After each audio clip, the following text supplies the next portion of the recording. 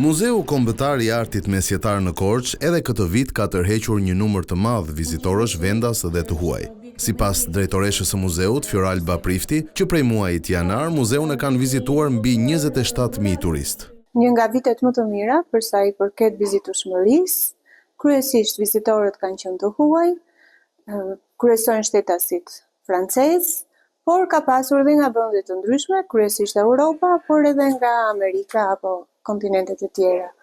Gjatë këtij viti, për turistët janë hapur disa ekspozita ku 2 prej tyre vijojnë të jenë ende të hapura. Njëra është koleksioni i botimeve religjioze, ku i janë prezantuar publikut botime që dikur kanë qenë pjesë e kishave dhe katedraleve. Për herë të parë ekspozohen, madje publiku i sheh për herë të parë, pasi kanë qenë të mbyllura qoftë në inventaret tona të muzeut, por edhe kanë qenë të përdorimit kishtar religjioz brenda kishës.